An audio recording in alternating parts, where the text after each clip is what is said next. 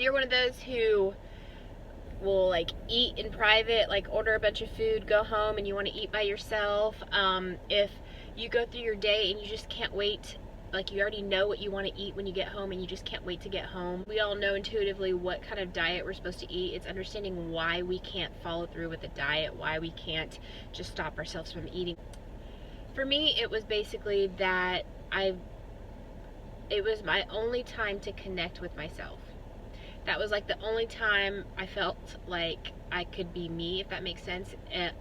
I tend to be, or I should say, I used to be such a people pleaser. I wanted to make people happy. So eating was like the only time that was kind of like my time.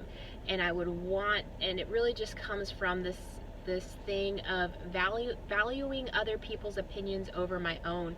We rely on other people to show us that we're enough, to show us that we're good enough.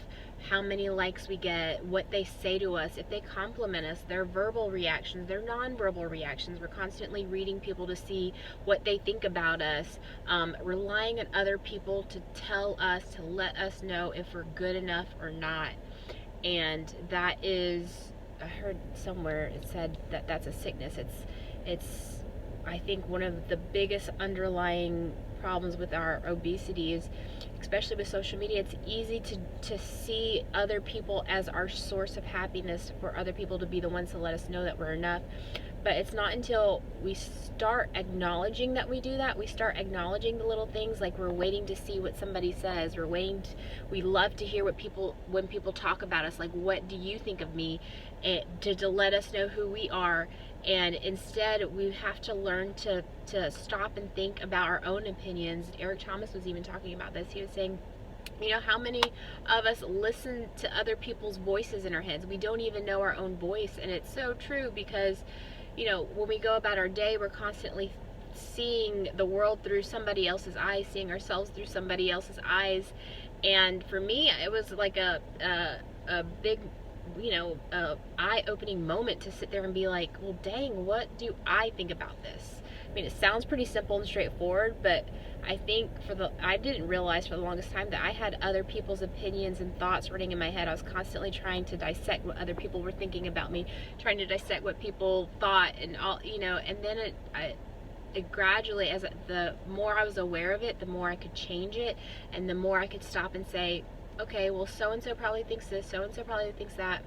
What do I think about the situation? We take on other people's opinions and ideas that we don't even know our own, and I feel like that's why we overeat, is because we don't give ourselves that love and attention. We don't value ourselves. We wait for other people to value us. And so we have that hole that we're trying to fill with food. That's the only time where we say, this is something I enjoy. It has nothing to do with anybody else. It's something I enjoy. I want to take the time for me to have this time by myself. It's our only escape, because most of the day we're trying to get this done for somebody, get this done for somebody else, make this person happy, and we're constantly just giving ourselves to everybody else. That food tends to be the only place where we get to have our time. And that's what working out has done for me, is it's become my time.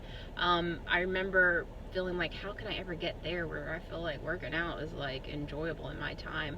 I just found the things that made it enjoyable for me by going 10 seconds more than I plan on stopping, and then I'd say, oh, I'm going to go 10 seconds more, and I do 10 seconds more, and I'm like, well, I can do another 10 seconds, and all those, every time I just hit a goal, no matter how small. Your brain doesn't know if a goal is really big or really small. When you hit that goal, your brain sends out the dopamine, you feel good about it, and if you set 10-second goals, you feel good, you feel good, you feel good. And so that's why I enjoy it, is because it makes me feel good about myself. It's something about building that relationship with yourself, and I think that's what, for me, when I was overeating, that's what food did for me. That was my only kind of time by myself where I didn't feel like I was trying to please other people. And so anyways, I hope I'm not the only one out there that feels like this. This is something I felt really strongly about, but hopefully, you know, if there is anybody else out there that feels that same way, hopefully this video helps you guys. Anyways, just thank you for hanging in there with me, letting me just keep doing videos. It feels good to just, you know, start somewhere, and the videos aren't like what I wanted them to be, but it feels good just to connect with you guys and be able to share what I've learned so far. And the reason why I really stopped doing videos was because when I started the YouTube channel, I wanted to see somebody actually go through it. People talk about, oh, you know, you got to do this, this, and this. I wanted to see someone actually lose weight, like go through their journey, through the ups and downs. And then I did that, where I got to where I felt comfortable. Then I kind of felt like, well, you know, I don't want to just make videos for the sake of making videos. I wanted to really put stuff, good content out there. I wanted to put information out there that I felt like was valuable, and I didn't know what I had to offer at the time. And now that I've been able to kind of look at my journey, hindsight 2020, now I feel like, okay, I've got all this stuff built up that I just want to share with you guys.